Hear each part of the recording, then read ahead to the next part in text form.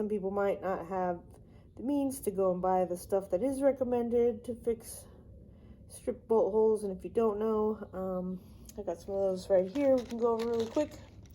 There are things called helicoils, or helicoils, I don't know, they should be called helicoils because they're a hell of a bitch to put in. These guys come with a special tap to drill out a hole and thread it specifically for these little deals. Comes with an installation tool to help guide this guy in there, and you could thread your stud in through there. The kit is about like 20 bucks with the installation tool and everything.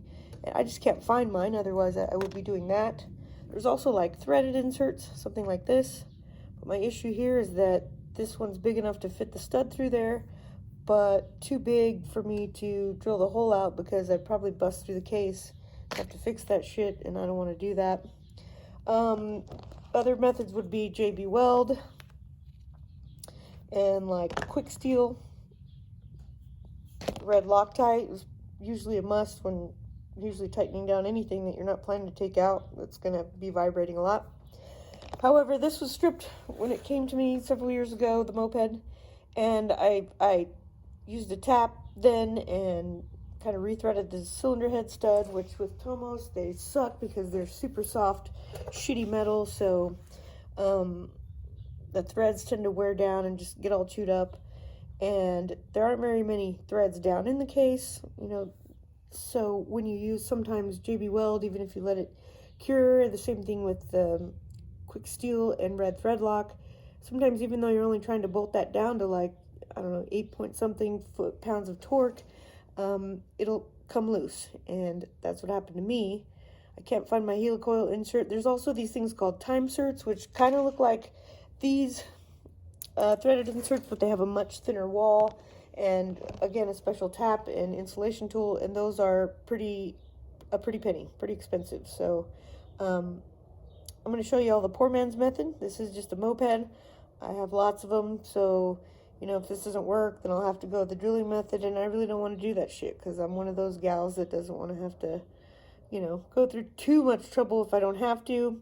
Plus, I wanted to go for a ride here, and I don't have time to order it. I went to my local hardware, or auto parts stores. I live in a small town. I couldn't find another insulation tool for my helicoil, and they don't carry any time certs, and I don't want to wait to order that stuff. And it dawned on me that some people, because we're in a recession, maybe don't have like 30 to 50 bucks to spend on some of this shit. So what you're going to do is take a stranded copper wire, like 14 gauge or something, whatever you've got lying around. I think that's what mine was. Thought I had a strand here to show you guys, but I guess not. I just took a wire like this,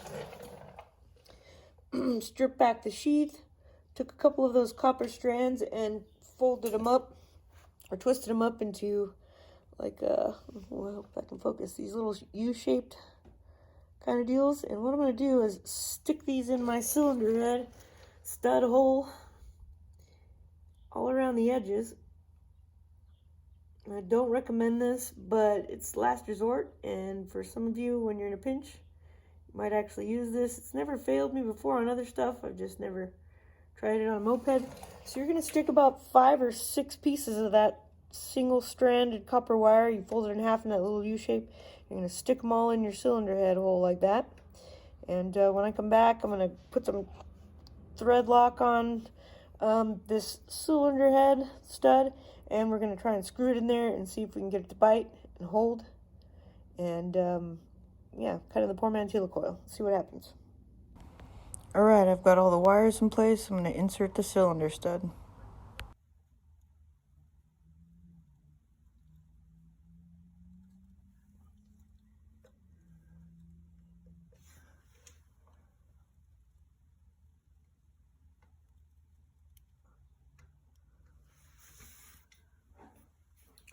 Handy dandy treats tool. Cylinder head stud installation tool. So worth it. I don't like to deal with double nut stuff unless I'm in the bed, boys. It's the only time a double nutting is acceptable.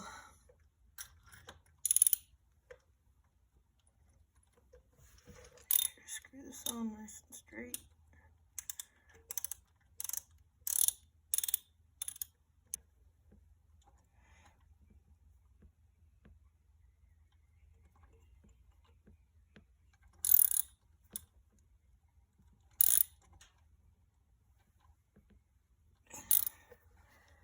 Looks like I got some bite there. Yeah.